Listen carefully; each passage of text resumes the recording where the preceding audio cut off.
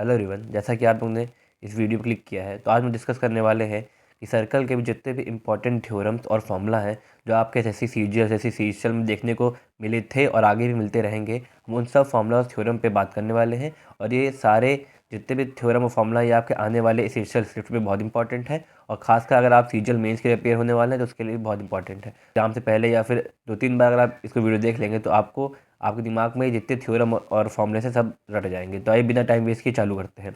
देखिए, सबसे पहले हमारे पास आता है पहला फॉर्मूला जो हमारा है उसके बारे में बात करते हैं। मैं मार्कर चेंज कर देता हूँ।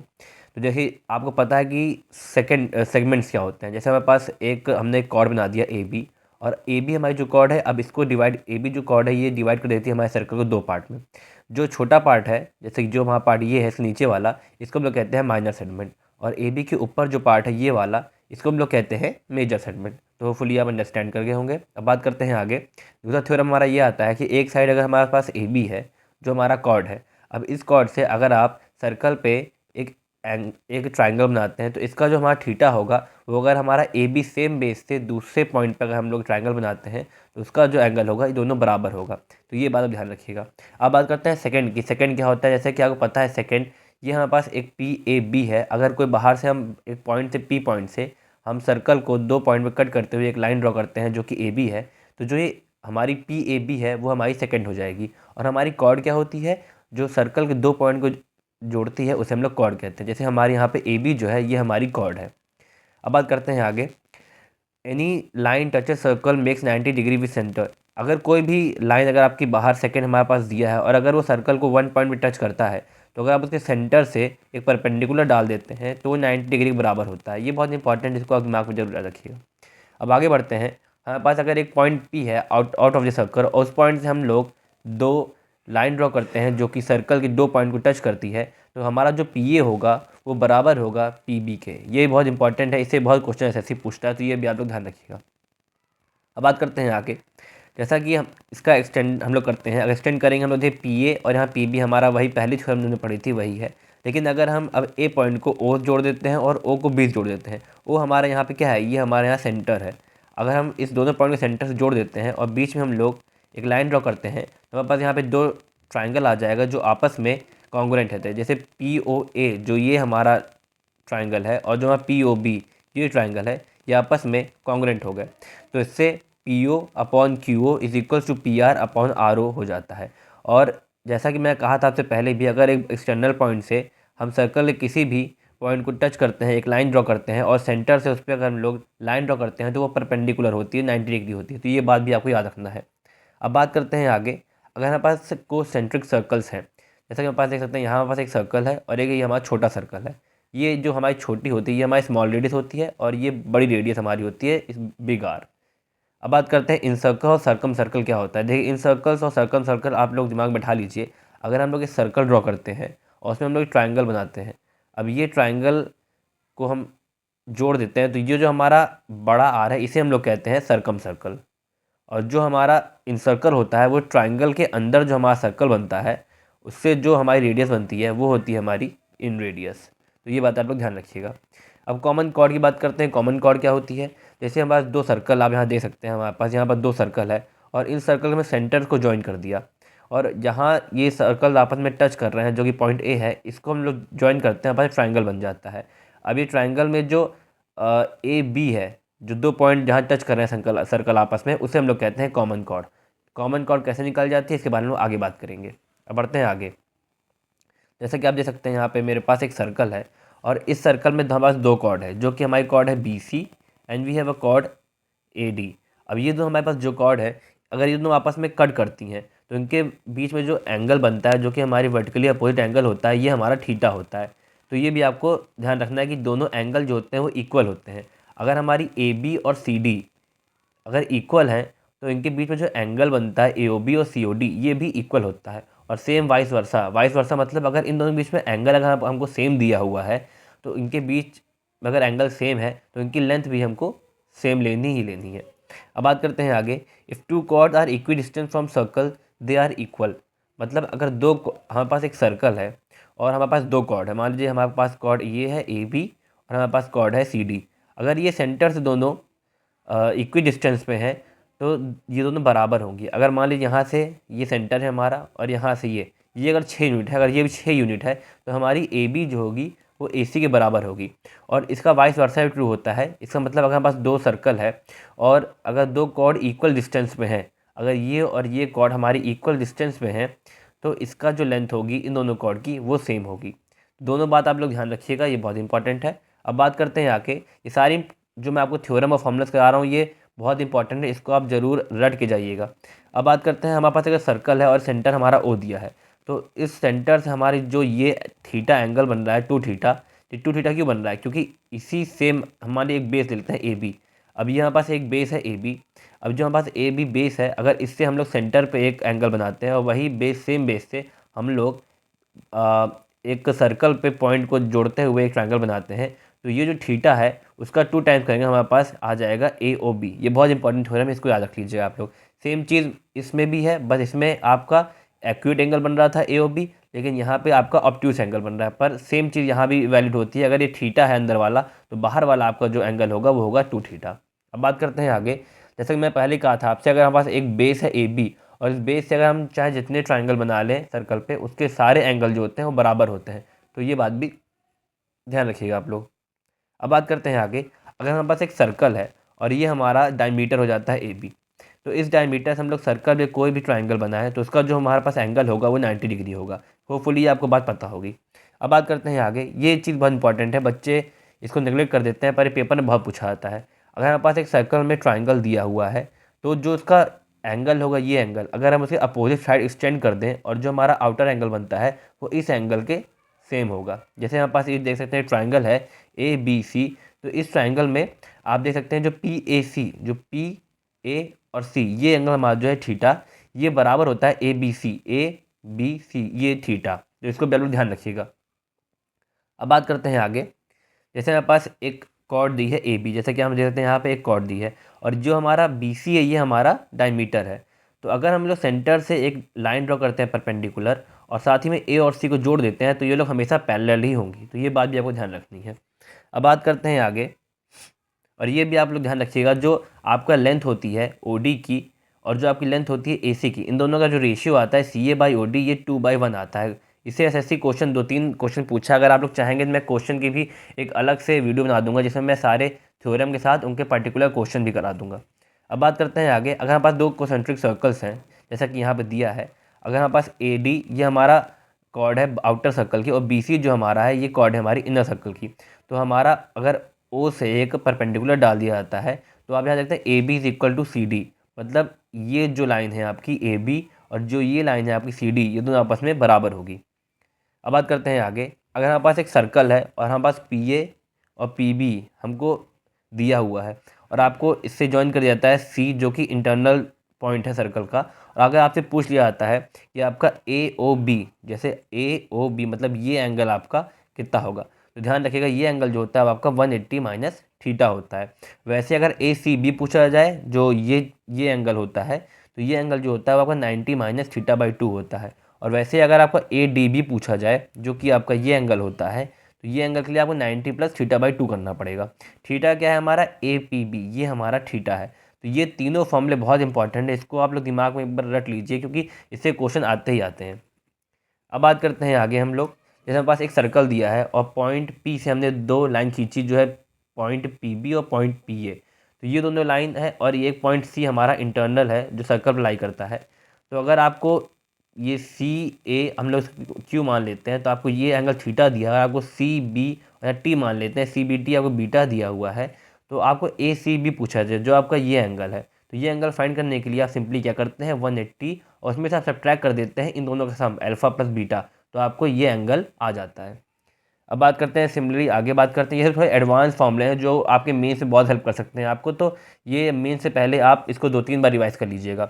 अब बात करते हैं सी ओ डी, जो आपका ये एंगल है सी ओ डी, ये एंगल जो आपका थीटा दिया हुआ है ये 90 माइनस थीटा बाई 2 होगा। थीटा क्या है हमारा सी पी बी।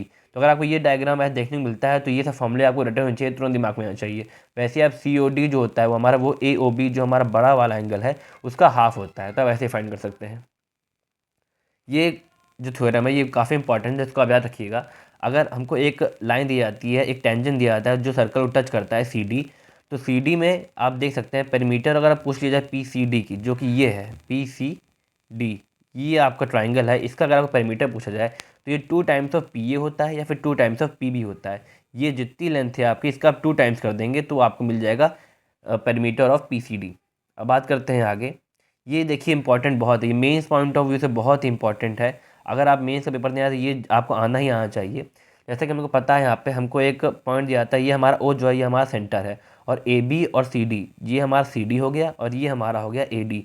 तो ये हमारा क्या है, ये हमारा कॉर्ड है। अगर आज पूछ लिया जाए कि ए पी डी जो हमारा ए पी डी जो हमारा ये होता है, और जो हमारा सी पी बी होता है, ये इसी थीटा लेते हैं, इसको थीटा लेते हैं, ये दोनों क्या होता है, हमारा आपस में इक्वल होता है।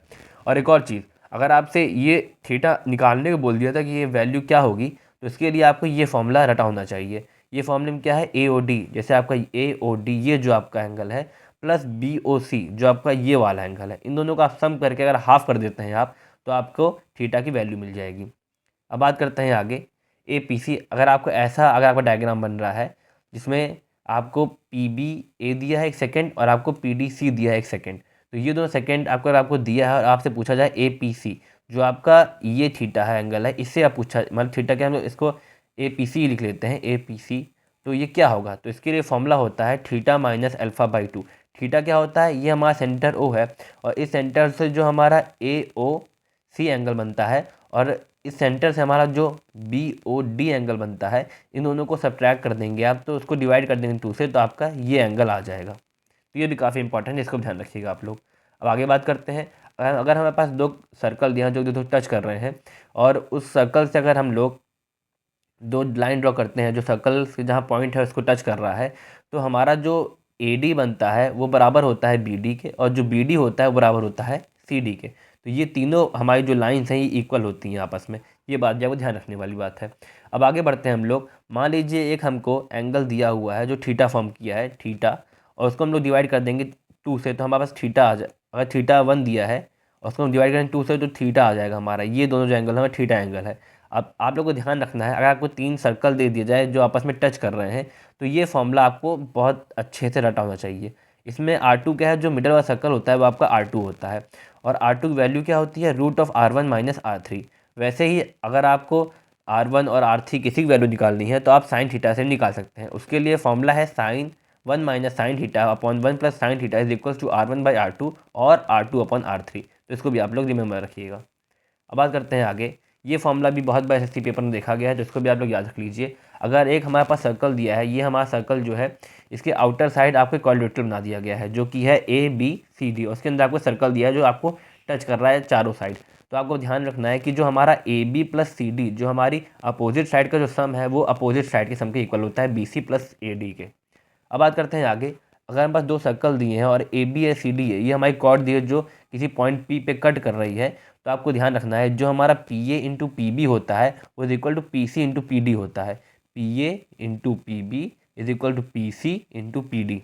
तो ये भी आपको याद रखना है। अब बात करते हैं आगे। अगर हमको 2 सेकंड दिया है पी बी ए और पी डी सी, तो इसमें भी आपको ध्यान रखना है जो आपका पी ए होता है, जो आपका ये पूरी लाइन होती है, इंटू पी बी जो आपका ये होता है, तो this into this is equals to P D into P C. तो ये भी आपको ध्यान रखना है।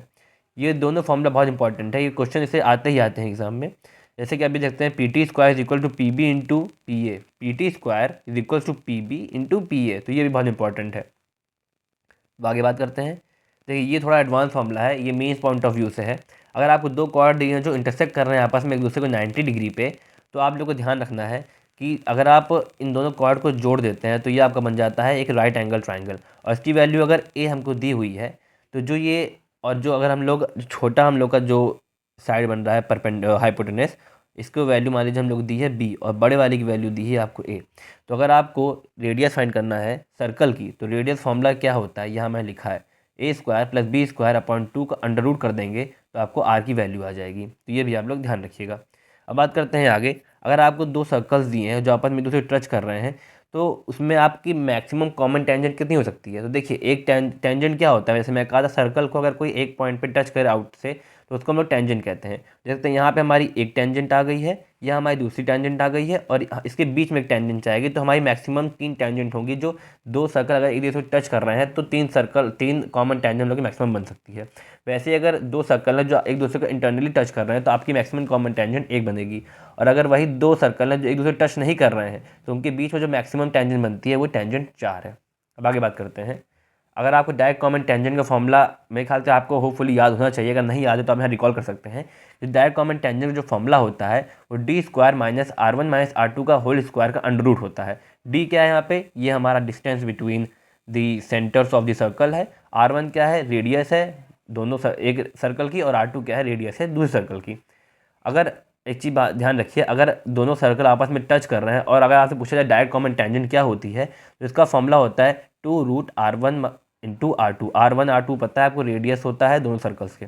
अब बात करते हैं हमारी ट्रांसफर कॉमन टेंजेंट क्या आती है। तो TCT जो ट्रांसफर कॉमन टेंजेंट होती है हमारी, ये हमारा डिस्टेंस बिटवीन दी सर्कल्स उसका स्क्वायर माइनस r1 + r2। देखिए यहाँ सिर्फ साइन का डिफरेंस है, उसमें r1 - r2 था और यहाँ पे r1 + r2 है, तो ये दोनों आप चीज़ ध्यान रखिएगा।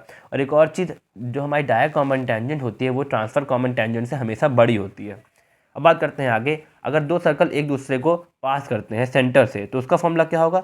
उसका फॉर्मूला सिंपली, अगर आपको AB फाइंड करना है जो कि हमारा 2 पॉइंट है जहाँ सर्कल एक दूसरे को कट कर रहे हैं, तो उसकी लेंथ जो होती है वो √3r होती है। r क्या होती है, ये हमारी सर्कल की रेडियस होती है। जैसा कि सर्कल दोनों इक्वल हैं तो उनकी रेडियस भी सेम होगी। अब बात करते हैं आगे।